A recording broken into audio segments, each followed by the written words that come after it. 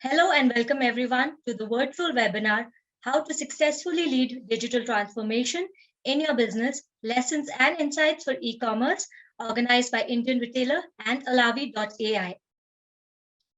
Today's discussion will revolve around challenges business face when strategizing and executing digital transformation. My name is Preetima Bhardwaj, CEO at Franchise India and the organizer for the webinar today. The agenda to be discussed during the session is what does digital transformation mean for a B2C/D2C e-commerce business? How to execute digital transformation in a B2C/D2C e-commerce business? What are some of the challenges e-commerce businesses face when executing digital transformation? What kind of leadership role or style should a CTO or a digital e-commerce leader adopt in these challenging situations? This discussion will go on for 30 minutes. This will be followed by a Q&A session for the next 10 minutes. If you have any questions during the course of the discussion, you can post them through the Q&A option at the bottom of your screen. We will take up questions post the discussion. Please participate in the poll during the webinar. We would also like to request the attendees to keep the questions within the scope of discussion here today. I would now like to pass the stage to Anishka, Head of Marketing Alavi.ai, for her opening remarks. I would also like to introduce Alavi.ai, a data science and AI-powered marketing analytics application for B2C and D2C e-commerce brands. Alavi helps marketing teams acquire new audiences and optimize their marketing campaigns quickly and easily. You don't have to have years of digital marketing experience to use Alavi. Anyone can use Alavi.ai and win customers for life. Over to you, Anishka.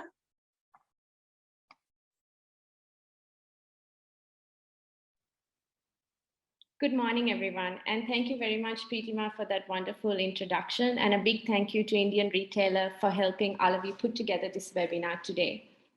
This webinar is actually part of a series of webinars Alavi is doing with leaders and experts in the e-commerce industry. Through these webinars, our aim is to share ideas, lessons learned, and best practices. And this really stems from Alavi's commitment to small and medium-sized businesses in India and around the world. Alavi was built for online brands that find it hard to grow and scale online profitably. It focuses on helping brands use their conversion data, their website behavioral data, including all historical data, to find audiences that are not just interested in their product categories, but are interested in buying those products from their brand. Many brands that have used Alavi have seen results in just 3 to 4 weeks of using the application, and you can learn more about that and check out some of our case studies on our website. So today we have with us a very special guest, Mr. Neeraj Bople. Neeraj is a well-known and respected leader in IT circles for his strong domain expertise, business acumen, and mentorship he provides to companies and techies. He's also the author of quite a popular book called How to Kill Your Boss and Get Away with It, which was published by Notion Press in 2019. He has also been bestowed with many industry awards over the years, both at a national and at an international level. Over the last 22 years of his career, Neeraj worked for various global telecom service providers before joining Seniority as its Chief Technology Officer. Seniority is a B2C e-commerce brand, which is known to be a one-stop shop for senior adults or senior citizens. The brand is known for going above and beyond to provide a holistic experience for senior adults. And in addition to the products that they offer on their website, the company has started an online senior adults club called the Evergreen Club that helps senior citizens navigate challenges associated with issues like loneliness and companionship. So lots of exciting things happening at Seniority, and digital transformation is and has definitely been one of them. Therefore, without further ado, I would like to hand the floor over to Neeraj, who will speak to us about how to successfully lead digital transformation in our companies and also share big ideas, lessons, and insights for all e-commerce brands. Thank you, and over to you, Neeraj. Thank you, Anishka. Thank you, Preetima, for having me for this webinar. Without further ado, let me just share my screen and we can start. Okay. I hope my screen is visible. Yes, it is. Okay. So what we today are going to discuss is based on my experience for the last couple of decades and my experience in e-commerce industry for the last, since I started working with Seniority, how you can digitally transform your existing e-commerce or a company or organization, and how, what are the challenges that you might face? How do you go about dealing with them? That's the main aim of this. And there is some poll that is in progress, I see. While that poll is going on, maybe I'll also continue with the next part. How long is that poll going to continue for? Maybe I'll just wait for half a minute. Oh, you can just minimize it. So anybody who wants to. Right. Okay. That's fine. All right. So what does digital transformation mean for an e-commerce industry? Now, digital transformation actually can mean a lot of different things based on the industry that we are working in, and especially when it comes to e-commerce, where you're already digitally enabled. Since it's an e-commerce organization, most of the stuff that you do is already technologically enabled, and users can come onto the website, order, check status and everything. And the delivery is managed and the tracking is also managed online. So when all of that is already there, what exactly can you do to digitally transform an e-commerce industry? Now, there are three main areas that are there for to digitally transform in an e-commerce industry. Those three are that I categorize them in is the user experience, which includes all the touch points, including the front end, the personalization, and there are quite a lot of other things that you can do. Then there is the process and organization optimization. This is another key aspect of digital transformation, which is generally not really looked into in more details. Usually what happens is once you set up an organization and there is a set structure which is already in place, you tend to look at it look at it as something that is set in stone and you cannot change. However, that cannot work if you want to transform a company or an organization digitally. And then the third key aspect is the business collaborations with other partners, with other organizations of possibly of similar type, possibly of completely different type, but then you can come up with innovative ways of collaborating with those organizations. We'll get into more details of this as we go along. But the key thing to remember is that since we are, as an e-commerce industry, we are already digitally enabled, the main point that you want to think about is what more can you do than what you already have in the organization in terms of digital enablement. Now, if you get into more details of these specific three specific areas that we talked into, let's get into the UX, for example. What are the things that you can do? This is not an exhaustive list. Obviously, there are a lot of things that can be done, and it's up to us to come up with newer and better ideas to do it. Some of the things mentioned is, and what we are trying to do at Seniority as well, is one, the buying process has to be really simple and faster. This is something that we generally keep on doing as an e-commerce industry. But again, sort of a fatigue sets in, or you sort of get used to having a particular process in place in your e-commerce, as a part of your front end. And then you tend to lose the focus on fact that possibly there is a better way to do it. So if you want to really digitally transform your e-commerce organization, get maybe an external help to do it, or you can, give it to a cross-functional team to look at the user experience process or the front-end process, the buying process for the user, and look at what is the best way to make it even simpler and faster for the users. Now, if you, for example, if you have seen Amazon, earlier their buy now option, there is an add to cart option and there is a buy now option. So if you have to buy now, earlier used to go to, from buy now, it used to go to another screen, and then on that screen, again, there would be some pre-selected stuff, and then you go to the payment, and then you eventually buy. Now, when you click on buy now, the page still remains as it is. There is a small window that opens with all the details that are available. All you need to do is just click on a couple of things of selections that are already anyways pre-selected for you. You just have to change it if you want, and click on one button, and that's it. Your payment is done. You are able to buy that product in 1 or 2 clicks at the most. That obviously, as you reduce the number of clicks that the user is going to that the user is going to do in order to buy a product, you are reducing the number of chances that the user is going to change their mind. So this becomes an extremely critical one, to take a look at your buying process from the user perspective in a completely different way, and see how you can change that. Another key aspect is the personalization to the customers.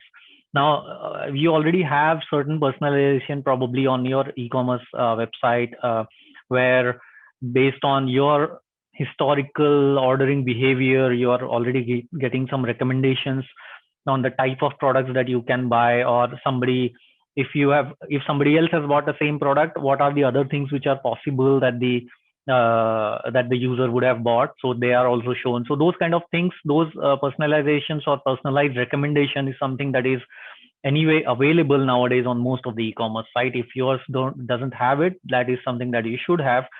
But another key aspect on that is the personalized marketing as well.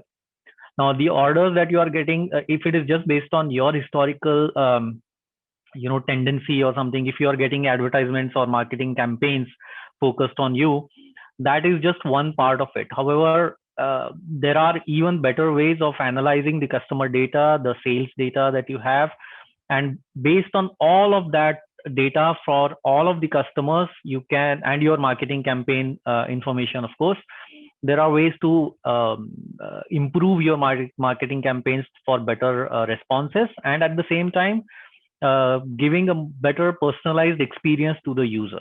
Now, this is where Alavi and companies like Alavi would come into picture, where you can essentially offload that part of analysis to the specialists, and then you just look at the results, and based on the results, you can of course keep fine-tuning the marketing campaigns or your user experience accordingly. You can do it in-house as well, but obviously if you want to do it in-house, you'll have to have a team set up for it to do the analysis, and that team will have to continuously work on improving it using machine learning algorithms that you keep, or they keep fine-tuning, etc. So there are various ways to do it, but this is something which is key from transforming the user experience perspective.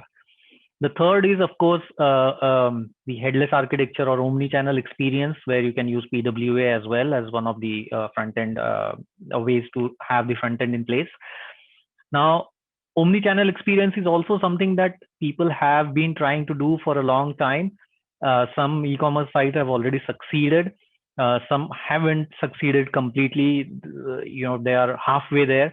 But the key to omni-channel experience, or a good omni-channel experience, is to ensure that the context is maintained across all the channels. So if you are doing something on, let's say, the website, the desktop website, and you go and open your mobile app at some point of time, whatever has happened on the desktop website is already available on your mobile app, or rather that context gets carried forward, carried to the mobile app as well.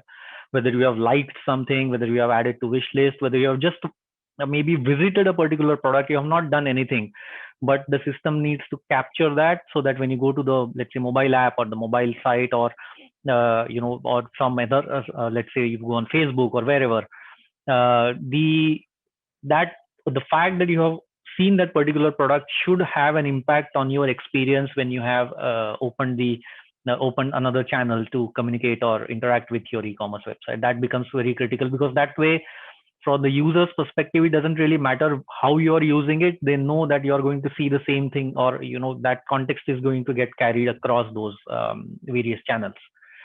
The fourth one that we need to start looking at is the augmented reality experience that you can provide to your users. Now, of course, that is not something that is useful in every e-commerce company or every e-commerce or every product that you sell on your platform. But in some cases, that might be a useful thing to have. For example, when it comes to furniture, when it comes to maybe even like Lenskart is doing, when you buy glasses or spectacles on Lenskart, you can see how that is going to look if you actually wear that frame. So that kind of a functionality you can bring in. There are a lot of other ways in which you can use augmented reality as well.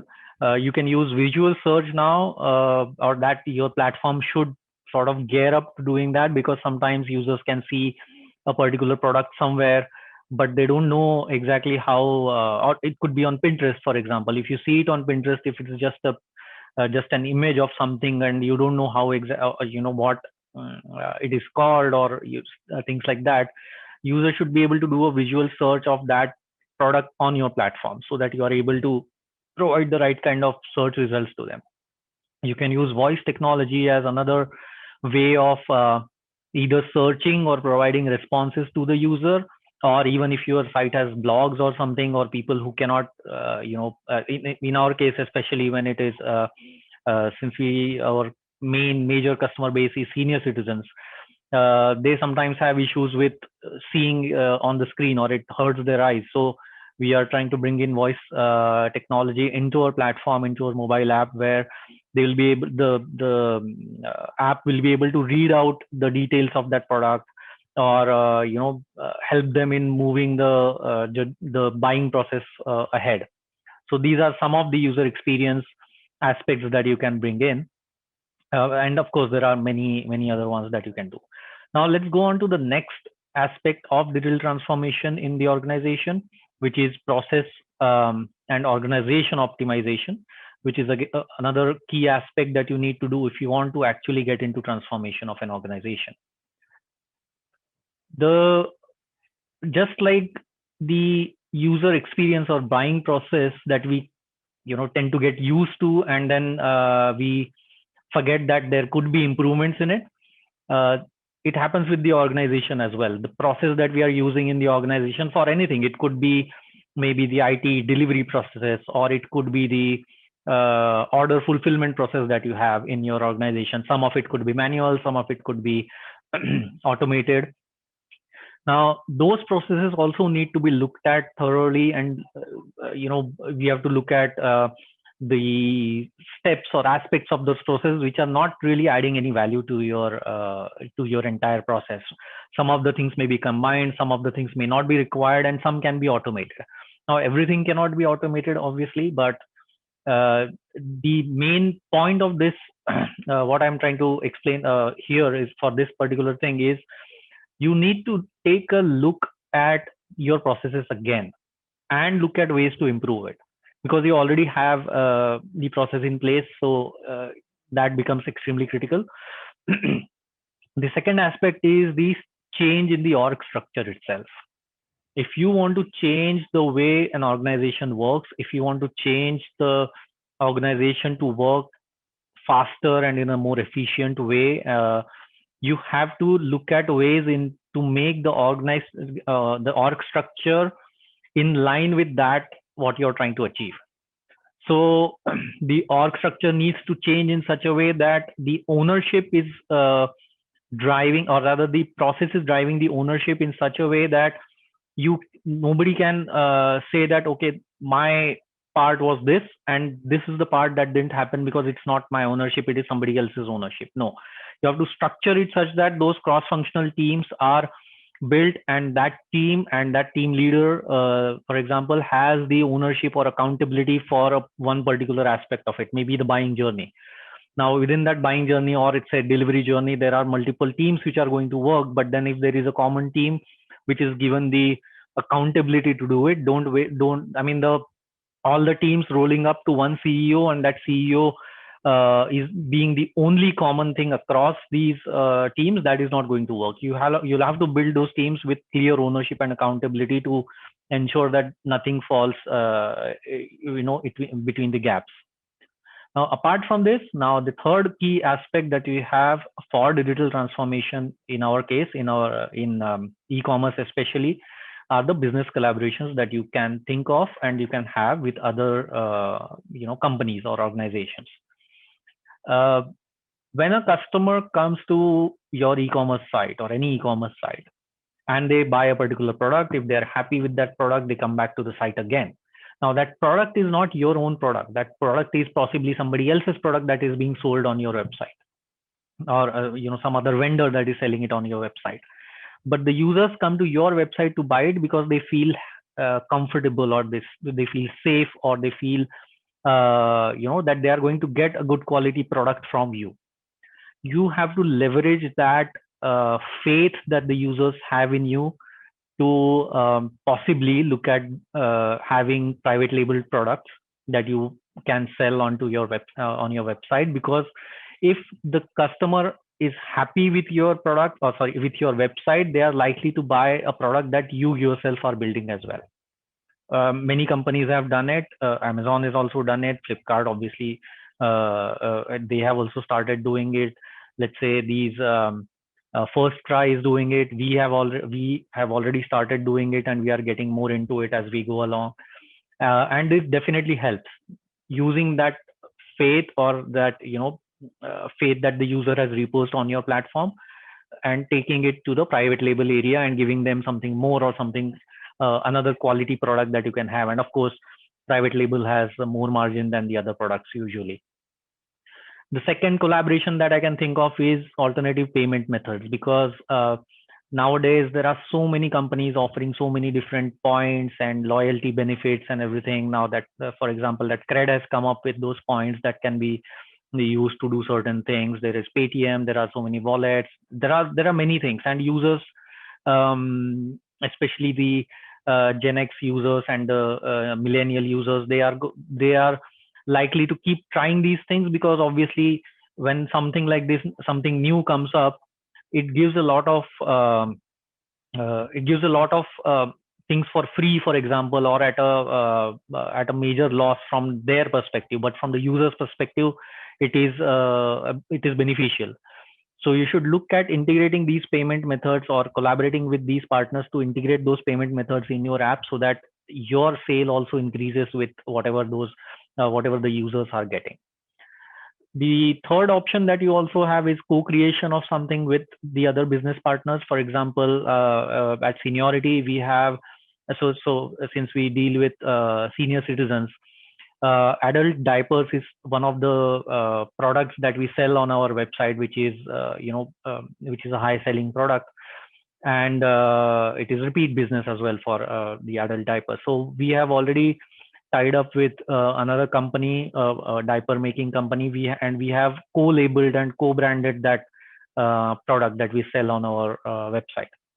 There are such things that you can come up with. You can come up with maybe co-creation of a specific service package for the users, and they are likely to again buy it from your website, because of the faith that they have on you. And at the same time, you are getting the users from the other partner as well. So whoever is comfortable with that partner, their users are going to come to your website. Your users are going to go to their website.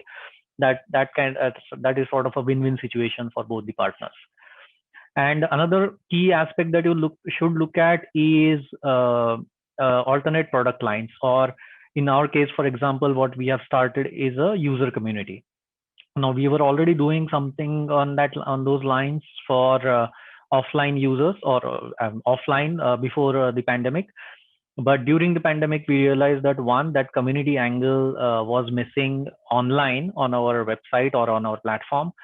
And people like to be associated with such communities, and they want to interact with each other more. And if you provide them that platform to do that interaction amongst themselves, and you are providing that platform, they are more likely to stick to your platform as well.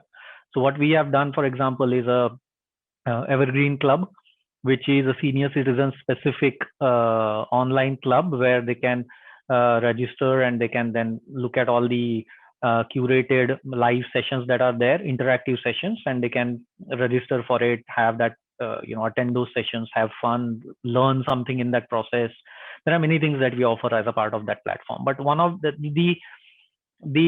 point of this is that when you build that kind of a community around your platform, the the connect that the users feel with your platform, with your e-commerce portal, or any other portal for that matter that you have, that increases. And when that increases, obviously it automatically increases in not just increasing the brand value of your organization, but also the sales of the organization. So these are some of the key things that you can possibly execute as a part of transformation in your e-commerce organization. There are, of course, a lot of challenges and that you may face. I'll in the next part, I'll discuss more about the challenges that I have faced, challenges that you are likely to face whenever you are trying to bring in any kind of transformation in your organization. The first challenge that always happens is lack of clear definition. And it is extremely critical in our case, especially because what we are doing in e-commerce is already, so as I mentioned earlier, you're already digital. So what else can you do? So that definition of what else do you want to do as a part of your transformation of the organization, that needs to be really clearly defined. And unless that definition is clear, you will probably keep on doing 100 things, but you will not go towards the right direction in all of that. So you have to be very clear of what you want to achieve, what is the definition of transformation for you, and all of those things that you want to do, how do they fit into your definition of transformation. That is the first key things, or that's the first challenge that you will face.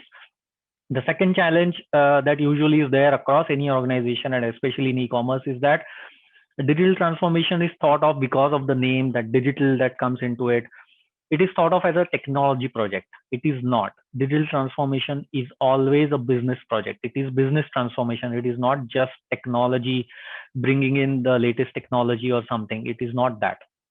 So you have to ensure that everybody understands that it is a business transformation program. It is not a technology project that you are trying to incorporate. And that needs to be made clear in every meeting, every discussion that you have with your colleagues or your senior management.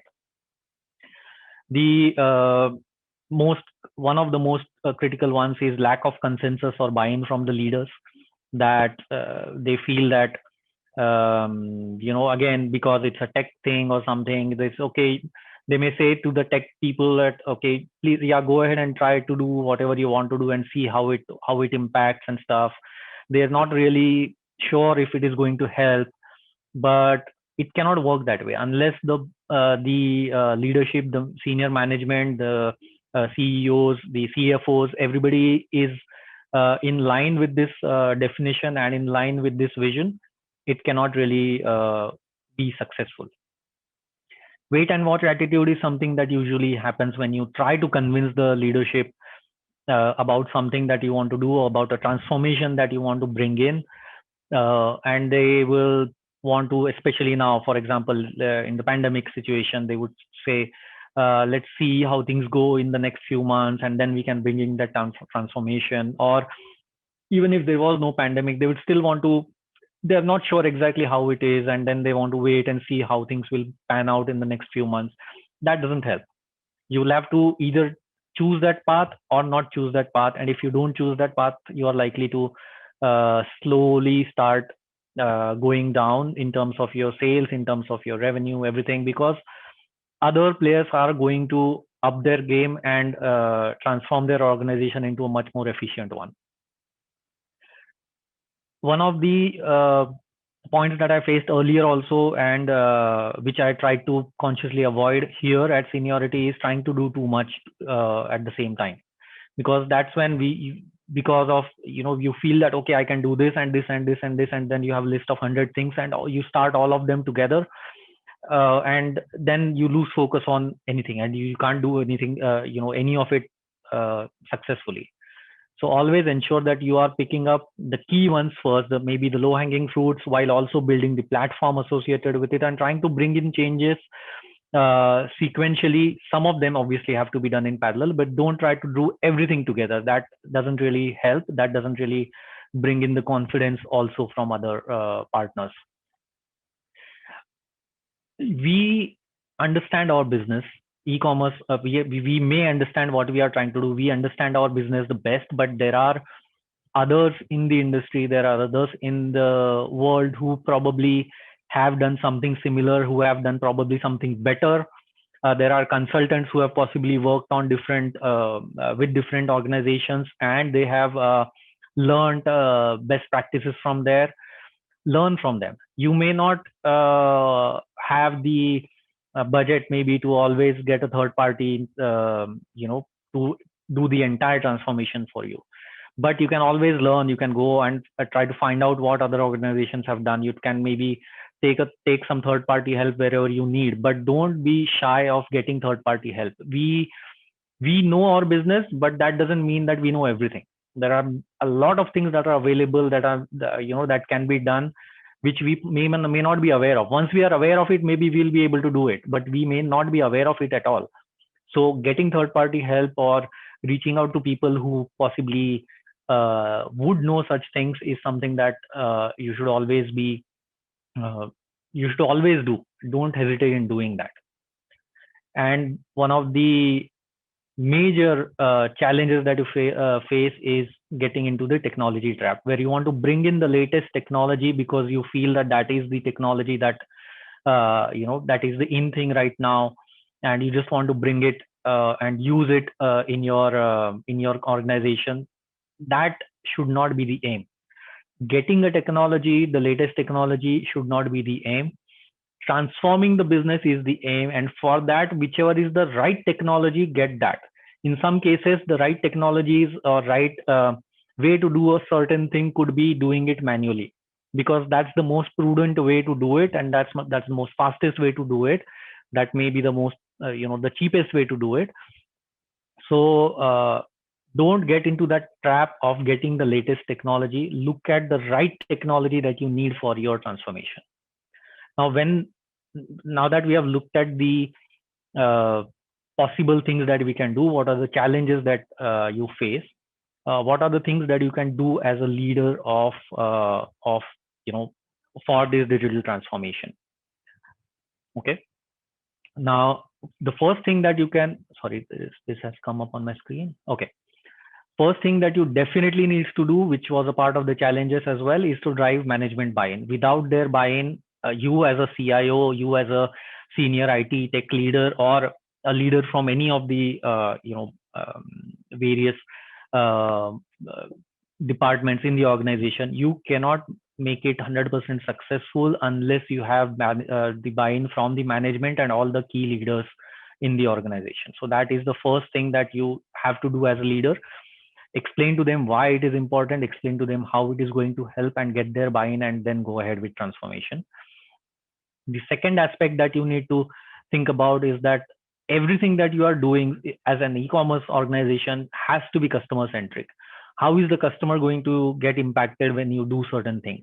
If you are trying to improve the processes within the organization, that is going to bring in more efficiency in terms of, let's say, your delivery processes. That means that the customer is going to get their order faster. So always think how the customer is going to get impacted. If you are going to remove certain steps from a process, that may speed up the things that you do at at an org level, but that may reduce, let's say, you have removed one of the notifications that you send to the customer as a part of the process. Now, it may be the right thing to do, it may not be the right thing to do to reduce that or remove that notification. So you have to take a look at it from the customer perspective. Does the customer need that notification? Should we still have that notification sent there at the cost of maybe adding a little more delay in your process or adding a little more cost in your overall process? So you have to think it from customer perspective all the time. You have to make a cross-functional team which will take ownership of different aspects of your entire organizational work or transformation work.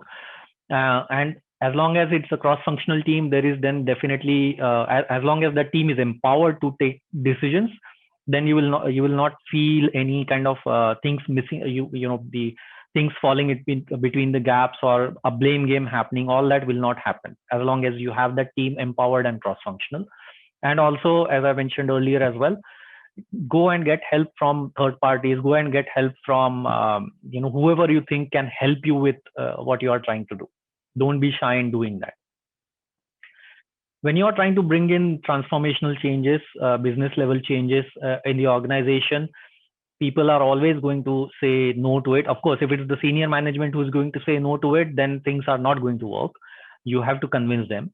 But at some point of time, when it comes to the team who is going to actually use it, or maybe some of the teams in the middle management, maybe in some cases, they are going to resist the change, because change is always difficult for anybody to accept.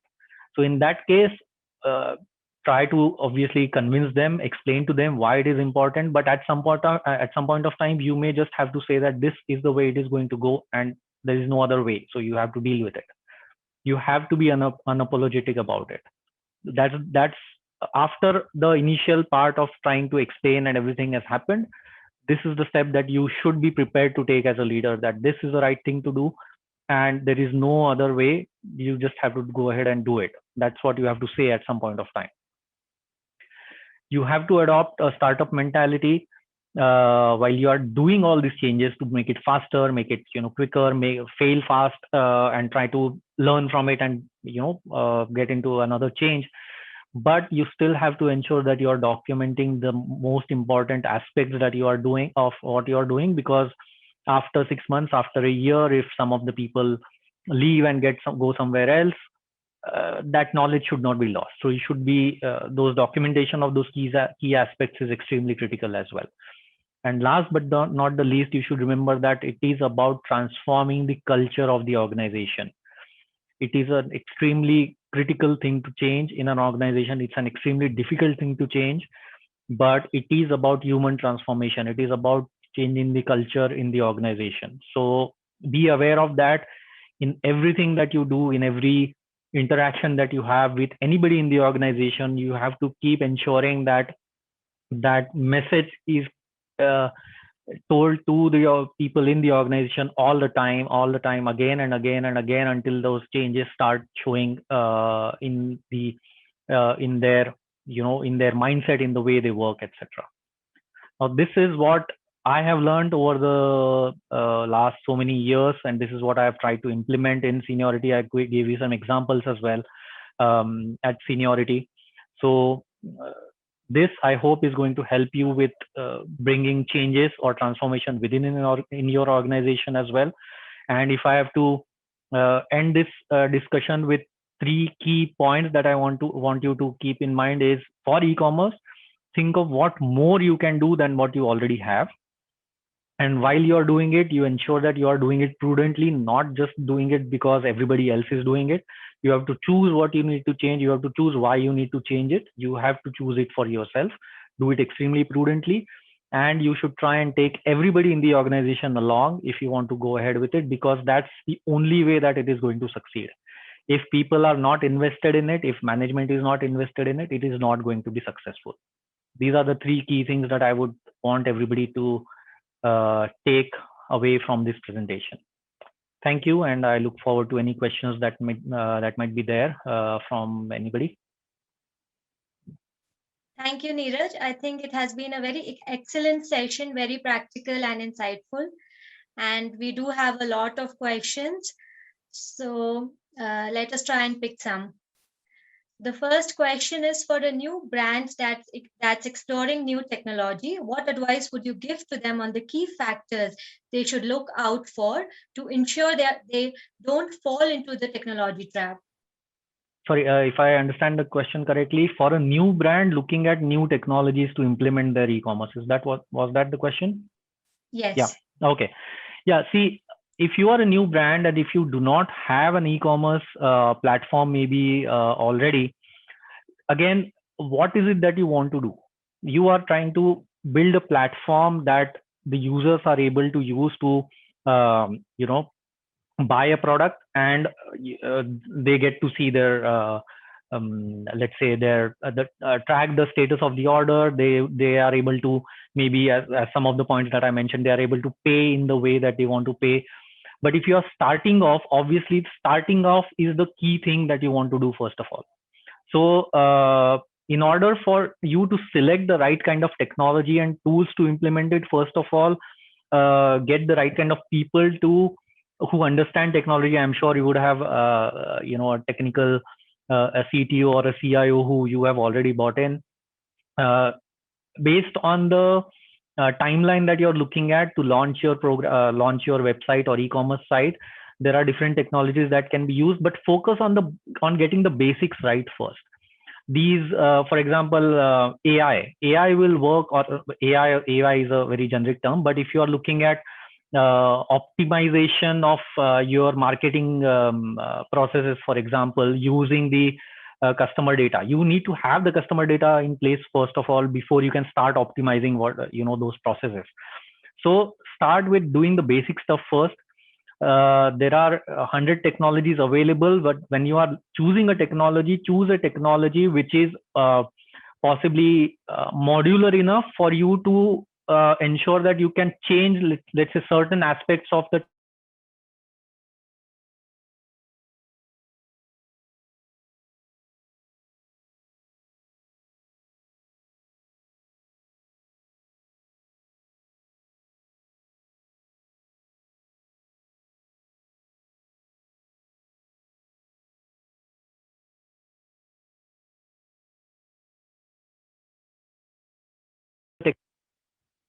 Hello, can you guys hear me still? We can hear you now. Yes, Okay, yeah, sorry, there was some issue with my Zoom, I suppose. So what I was trying to say is that build or get a platform which is modular and flexible enough for you to integrate with other specialized softwares or tools in the future. To start with, you can build everything, or keep using that common platform, and then as you go along, you'll realize that there are better tools available possibly for you, and you are in that position to use them because of financial reasons or whatever. Then this platform should be able to integrate it with that, because there are always specialized tools available in the market for various things. So get a flexible platform, and that's the key, and start implementing the basic things first. That's the first thing to do, or that's the key thing that I would say to stop you from getting into that technology trap. Sorry, I hope that answers the question. Oh, yes, absolutely, thoroughly. So the next question is, do you see an increase in voice-based search transactions in e-commerce, and any specific case studies you want to highlight? Voice-based searches will increase now with the advent of so many voice assistants available, the actual physical devices, whether it's Google Assistants, Alexa, and stuff. Voice search is possibly going to add value. Now, how much value that is going to add is something that we'll see as we go along. But as people start getting more and more dependent on these voice assistants, integrating with those voice assistants and providing similar kind of functionality is something that will help. In some cases, it definitely brings in value, like in our case, in case of senior citizens, where they would rather, if they are having problems looking at the screen and typing something on the screen because of age and because of other medical reasons possibly, that's where those voice searches and voice-based technology, using that in e-commerce definitely helps. And that's why we are trying to bring in that technology on our platform. So the use cases will be different. This is definitely, as I said, one of the use cases. So it depends on the end users that you are looking at. If senior citizens, or again the millennials who are more likely to tell Alexa to start playing a particular song, they are also likely to start telling your e-commerce platform to look for a particular product or buy that product, and just say, okay, buy this product and things like that, because it is more exciting to do that for them. So you'll have to look at your end users, your customer base, to see if that actually makes sense for you.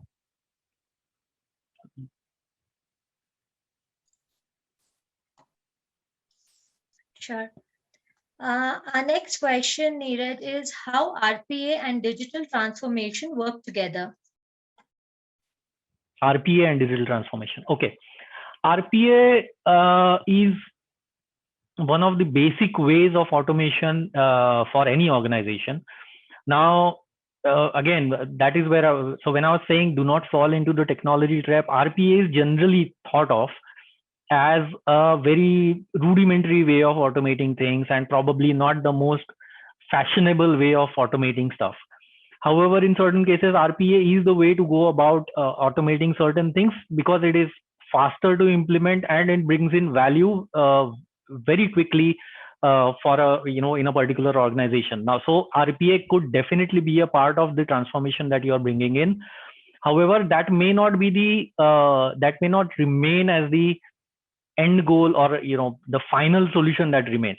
That could be one of the first solutions that you implement in certain scenarios. It doesn't work in every scenario, but if there are manual data entry that is happening and there are a lot of handoffs happening from one document or let's say one team to the another using documentation or verbal or audio responses or interaction or something.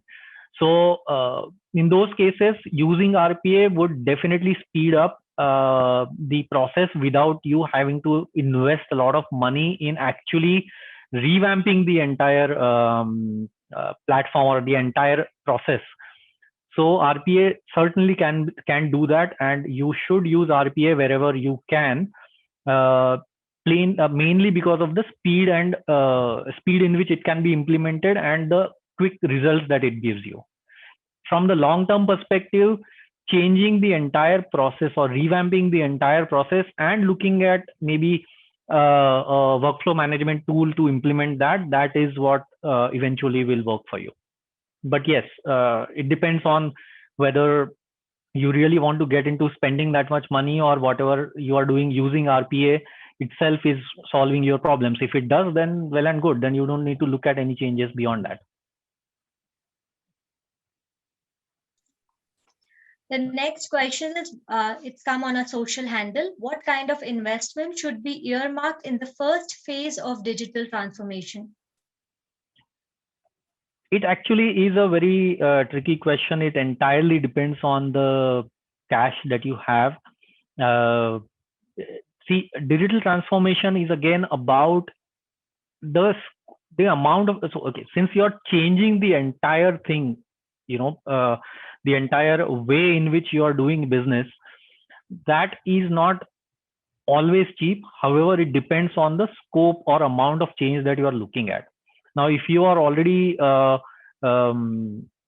technology enabled in most of the cases, and in case of e-commerce, you would be, the scope of change is less about the technology or bringing in newer technology, and it is more about changing the org structure, changing the processes, and changing the way in which you work, in which case the cost associated with that is less. But if you're not as technologically enabled as probably some of the other ones, in that case, obviously, you will need those newer technologies. You will need those people to implement those technologies, and that then adds on to the cost a lot. So it entirely depends on the scope. For example, I give you one example from an earlier organization where we are trying to bring in transformation at an from IT stack perspective. So to get that transformation in, we did not have any budget at all. So what we did was we defined, of course, the amount of efforts that we spent on defining the target, on defining the roadmap to get there, etc. All that was there, but in terms of actually buying a product or actually spending money on getting those changes done was zero. Because what we did was, once we had defined the target, once we had defined the steps in which we want to achieve it, we dovetailed those steps into our existing projects. So there were a lot of IT projects which are already happening. We dovetailed our new architecture into or new architecture implementation as a part of the solutions to be implemented in the existing projects. That way, we were able to do it with minimal cost. So we did it with minimal cost because we did not have any budget. If we had budget, we would have probably gone in a different way and achieved all those things faster. So there are ways to do it with zero cost. There are ways to do it with a lot of money. So it depends entirely on how much money the organization is willing to spend on it and how innovatively you are able to use or bring in that transformation with least amount of cash burn. Absolutely. For a new brand, how much does it cost to build an e-commerce platform such as yours? And how does one balance cost savings and experimentation of a startup? So again depends on whether you want to build your own platform on your when I say on your premises, doesn't mean on your premises, you can build it in cloud as well. But there are also companies available who will do it entirely for you on a monthly basis. There are SaaS platforms available. Shoptimize is one of them.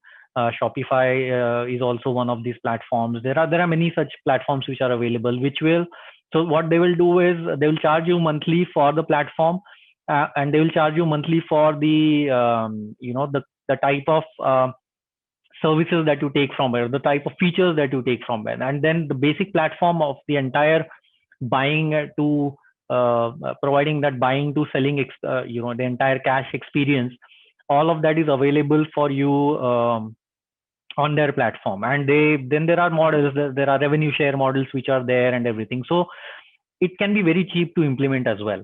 If you want to build everything in-house, then obviously that is going to cost you money, because you will have to choose the right product, you will have to choose people who will implement it for you, and that is going to cost you at least let's say over a period of a few months, including the license cost, the employee cost. It could cost you anything beyond from 50 lakh above. But if you are using one of these other SaaS platforms, or even if you want to just start selling stuff online, there are let's say if you buy a domain from BigRock, for example, they provide you a way to showcase your products, and they also provide you that the entire store experience, if you can add into your this thing on your website. And you can also start getting payments onto those websites at hardly, let's say, 1,000 or 1,500 a month, or even probably less than that. So there are different models available in the market. So if you're a startup, you're just starting up to go the e-commerce way, you are probably better off going with one of these SaaS platforms which can who can provide it on a monthly pay as you go model, rather than building everything yourself on day one.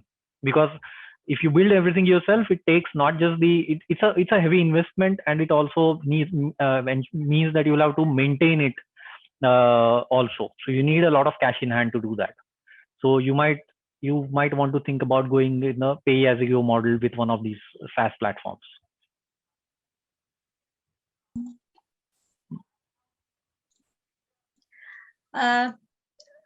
So how many more questions would you like to take, Neeraj? We have loads of them. I can take as many. I mean, I have time till 1 o'clock. I don't know how long this session is supposed to last, but yeah. Super. So our next question is. Just give me 1 second. Just 1 second, okay? Absolutely.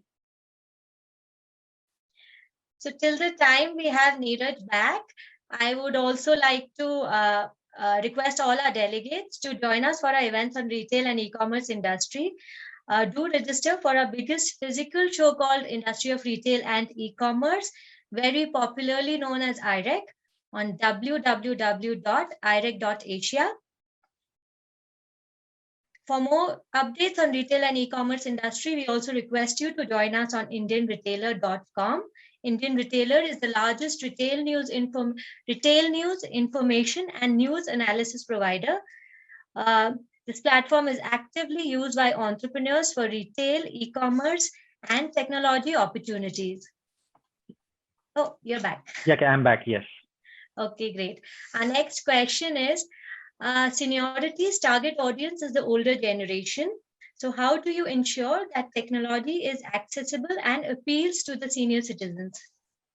Sorry, come again. I lost you there in between. Seniority's target audience is the older generation. So how does seniority ensure that technology is accessible and appeals to the senior citizen? Okay. So one of the things, like I mentioned, we are trying to bring in these voice search and everything for the senior citizens to use, to make life easier for them. and our key products are, of course, based for senior citizens. But from technology perspective, obviously senior citizens. Okay, so I'll take a step back. So when we started off with seniority, and when we started off, building our e-commerce platform for senior citizens, we thought that the actual users of seniority website would be the kids of senior citizens, not the senior citizens themselves. So their children would buy stuff for their parents or for their grandparents, or others in the family, other senior citizens in the family, and we started building that way. But when we actually started analyzing the data that we have, we realized that senior citizens are not that technologically challenged, or less tech savvy or anything. They are in fact much more tech savvy than we thought they would be. So over the years, what we have realized is that senior citizens are our actual end customers who come to our website or on our mobile app, etc., to do it. So that was one part, that we underestimated the technology savviness of senior citizens. However, the other thing that we used to do earlier, and now with Evergreen Club community being that we have these technical sessions with them as well, in which we explain to them. Not, of course, we don't go and explain to them how to use our website or our app, but we explain to them about various technologies, the kind of frauds that could happen when you're trying to use technology or on an e-commerce platform, or trying to pay over an e-commerce platform and stuff, and how they can save themselves from it, etc. So giving them all of that information, and giving them that confidence that they can actually use technology without being fearful of how it will, if it is going to impact them financially or in any other way. Those are kind of awareness sessions that we keep having with them, and on our website as well as on that platform, the Evergreen Club platform, we have blogs where they can go and look at these kind of entries or articles that we have written for them. So we are bringing in more awareness through these things for them to feel more confident and comfortable using technology on seniority, as well as anywhere else, or on any other platform for that matter. How important is the choice of the cloud provider? Okay, so if you look at the key providers that we have, or the big providers that you have, whether it is Google, Amazon, Microsoft, frankly, it doesn't really make too much of a difference. This is what I have learned over last so many years.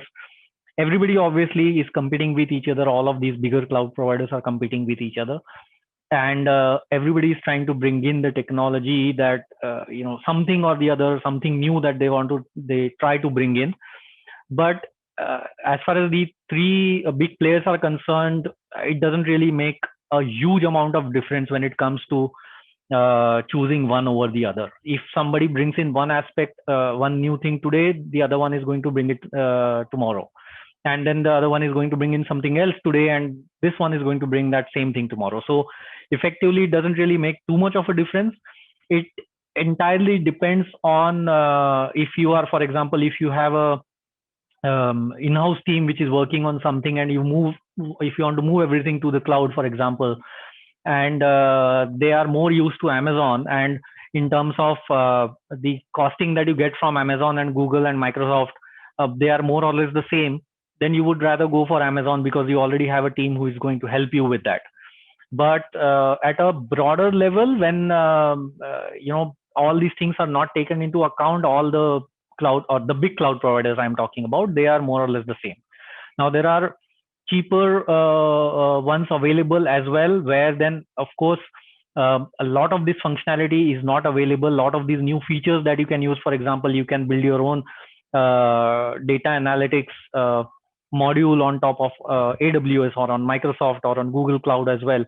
So those tools and technologies to do it are not available on the smaller cloud providers. So those smaller cloud providers would possibly then would become just infra providers rather than platform providers. So they become IaaS rather than platform as a service provider.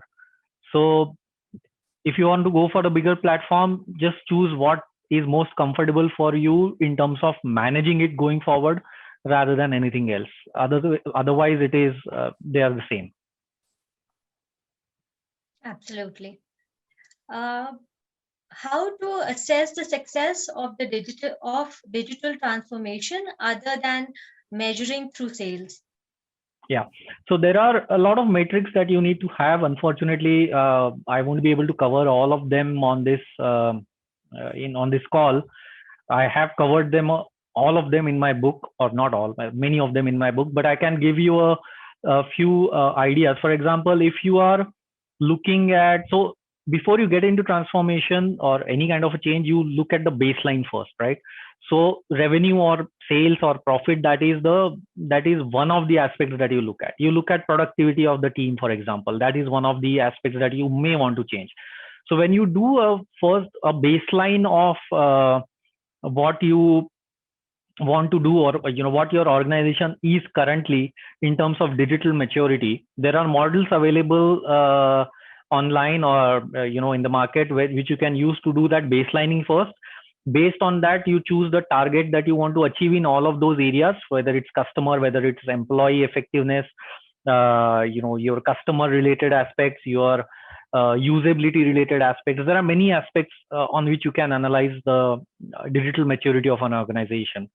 And as you go along, and when you set the targets for it, with the changes that you want to do, then you have to look at the score increase on each of those aspects.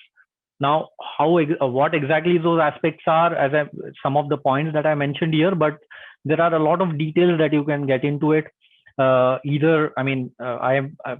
is not supposed to be a platform where I'm advertising my book, but unfortunately, I'll have to do it because I have covered these aspects of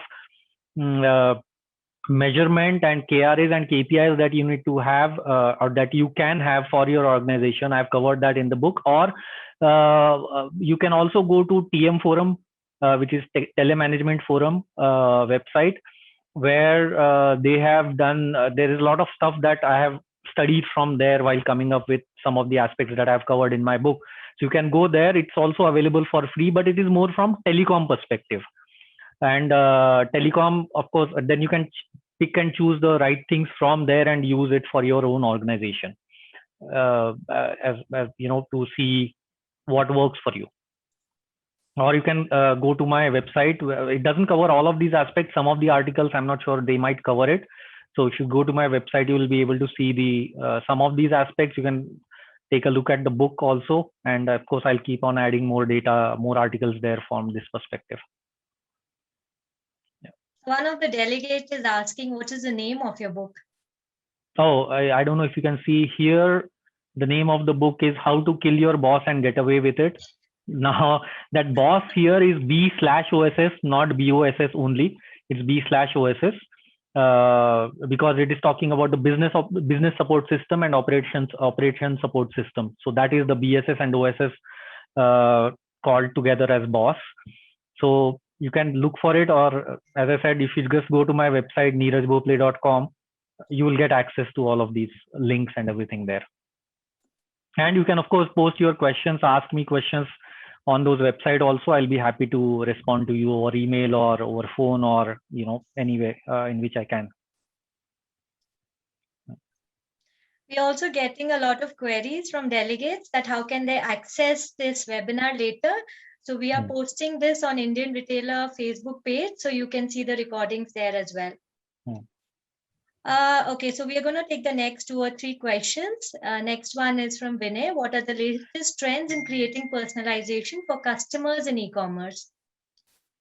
Latest trends in creating personalization for customers. Okay, so there are 2 ways in which you need to look at optimization or personalizations from users' perspective. One is, of course, the based on their behavior, they getting to see the right kind of products on your e-commerce site, and getting the right, not just products, but getting the right kind of information that they need.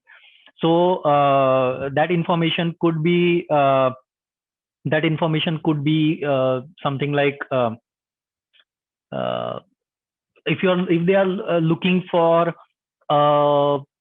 example, a radio or a music system that they want to buy, they should be provided information about or articles about what things to look at when they want to buy a radio or a music system.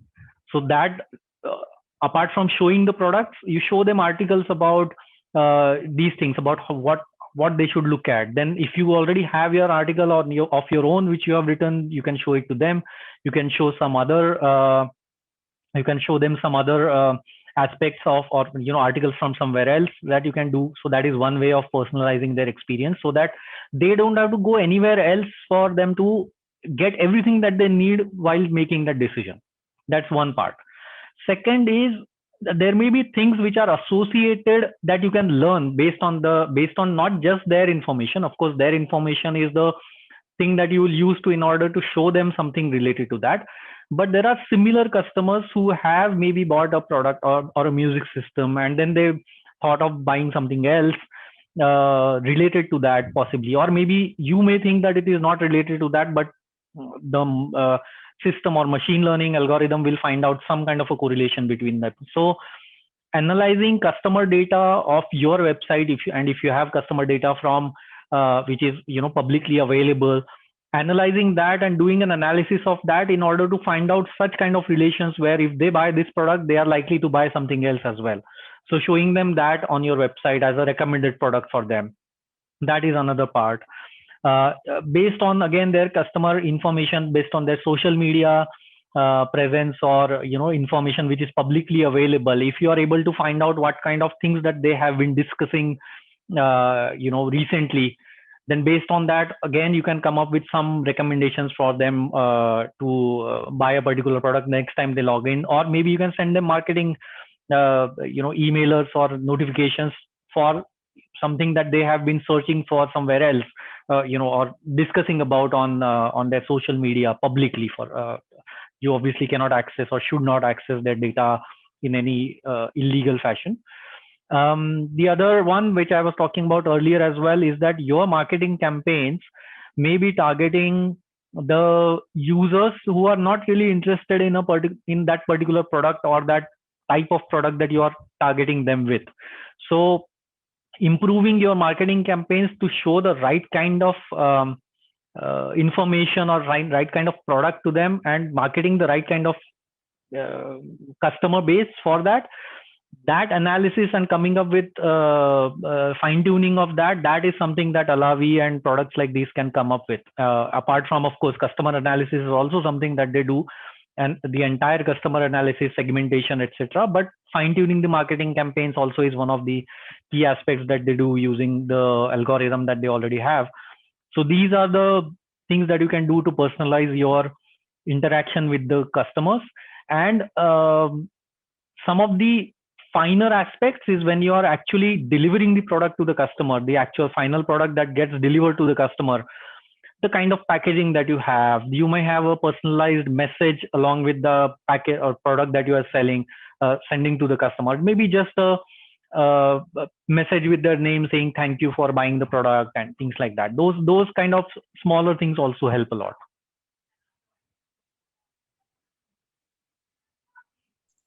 Yeah, can take the next question. Yeah. Any insights for customer stickiness or customer loyalty reordering? Sorry, come again. Customer insights? Any insights you have that how do we keep getting the customers back, their loyalty? How do we do?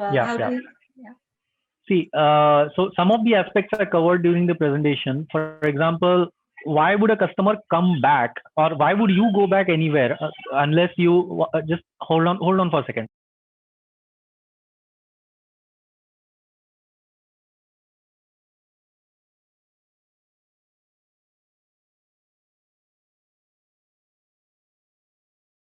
Okay, so why would you go back to a place that you have already been to? Only when you are going to get something new there, or you are either you have enjoyed going there in the first time that you went, so you want to go there and have that enjoyment again, or you are getting something new every time you go back there. So for you to bring a customer back, one, of course, is that the first and basic, the core rule which is there is whatever you are selling, if it's an e-commerce portal, since we are talking about e-commerce, whatever product that you are selling, if it is of bad quality, the customer is never going to come back to your website, because the first time that you sent them a product that was such a bad product that they don't want to come back and buy anything from you. Okay. The second aspect that why they would not come back if they had a bad user experience that when they came up to your portal. When I say bad user experience, so the earlier one of bad quality is also user experience, but the website experience in terms of your website crashes all the time. If you click on buy, it just doesn't go anywhere. Or if you buy something and make a payment, that payment doesn't happen at all. These kind of smaller things that are there. If that experience is bad, then the user is likely to not come back. So these two are the key things that you first of all need to take into account. Ensure that is better. Now, when that is taken care of, there are other aspects that you need to bring in, which is the giving them something to come back to. They just because their experience on the website was good while buying a product doesn't mean that they will come back. But why would they come back if they don't have to buy anything? So they have to come back to see that there are new products available. So you keep bringing in newer products there. You bring in things that some kind of a gamification there. For example, if Amazon has those games, fun and games available where they can, those spin a wheel and then people can get something. So that sort of keeps them coming back to the portal. And when they come back to the portal, they are likely to at least look at something which is available in the, on your homepage. If they are advertising something new, they will see it only when they come. And the only reason they will come back is because maybe, for example, to play that game that you have brought in, or you bring in gamification in terms of loyalty points that you bring in, or through collaboration with certain other partners where they are providing points for coming to a seniority website, or giving some kind of extra discount to come to seniority website. So these are some of the ways. Some of the ways that seniority does it is, as I mentioned, those blogs which we keep updating with latest newer stuff for senior citizens, and that sort of keeps them coming back to us for those blogs. Of course, marketing campaigns are always there. We had the loyalty points as one of the things that are there. And now with the community that we are trying to build, as I mentioned, that is another key things, or one of the ways of ensuring that customer is loyal to your brand or your portal, and they keep coming back to it. So they come back to our Evergreen Club portal, and then eventually to seniority is because of that community aspect that we are bringing in for them, so they can interact with each other. They can feel part of a bigger community of similar or like-minded people. So these are some of the things that you can do to ensure that they stick around. So we're going to take this last question for the day. Yeah. And the question is, digital transformation involves a change of mindset. What advice you have for companies struggling to change the mindset of the company? Okay, so there are again two aspects to it. One is the senior management. The other one is middle management and lower management, or the entire organizations for that matter. So changing the mindset of the senior management is the first thing that you will have to do if you want to succeed. So they have to. And obviously, the set of senior managers or the senior management is, let's say, 5 people or 6 people that you are targeting. Since there are only those 5 or 6 people, first ensure that you put your entire focus of convincing them for transformation onto those, towards those senior management. So with that entire focus, you convince them why it is important from the organization's perspective. See, the senior management is looking at growth of the organization and how whatever you are going is going to bring in a ROI, return on whatever they are going to invest in transformation. So they have to be targeted that way. But that is the first thing and the most important thing to do. Once you have a buy-in from the senior management, and when it comes to changing the mindset or culture in the organization itself, that is the trickier part, and that involves doing a lot of things. One of the things is, of course, trying to bring in people who are experts in making those cultural changes. Second, trying to bring in, make them feel like they are a part of a bigger thing, bigger change, so that everything that they are doing, or these smaller things, or let's say if you are going to change a process, that change of process and that's why that user is going to change the way he or she used to do a certain thing earlier. Now they have to do it in a different way, and they are resisting that change. They need to see why moving from how they are doing things now to how they are expected to do things going forward, how that change is impacting the bigger picture. So if I have to let's say click on 3 buttons now, but going forward, because of certain things, my job is going to increase because I have to click on 4 buttons, they may resist clicking that 1 extra button. And I've seen this happening before. This happens all the time. It may look like a trivial example, but it is not. So if the user, that one additional job of clicking an extra button, why is it important from the organization's perspective? Because you have modified the process, and because overall process is going to reduce and the cycle time is going to reduce, their work may increase. They may have to increase 1 extra click, but overall it is going to impact the organization in a bigger way. They need to feel that their work matters, their extra work, or their, the changes that they are going to inculcate is going to matter. That is another one. And there are different ways in tackling some of these things, some of the negative elements. And one of the things that you may, or rather you should think of, that should not be the first choice, but in some cases you actually have to take some hard calls on some of the negative elements in the organization, because unless you do that, they are likely to spread that negativity a lot across the organization. So you have to be careful, of course, and you shouldn't, and as I said, that should not be the first option, but that should not be something that you should completely not take into account. Sometimes you have to do that, and I have done that personally as well. I have seen that happening in organization, that once other things don't work, you have to take those hard decisions with respect to certain specific people in the organization, and be prepared to do that. That may look like a harsh thing to do, but from the organization's perspective and for the transformation to succeed, that should and can and should be taken. That call has to be taken as well. Yeah. Absolutely.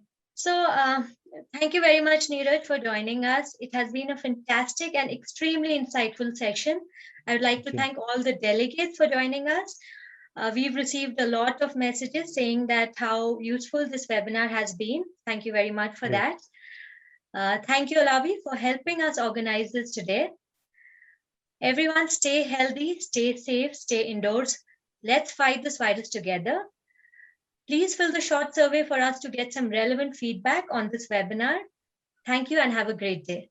Yeah, thank you. Thank you, everyone. Thank you, Neeraj. Thank you, Preetima. Thanks. Bye-bye.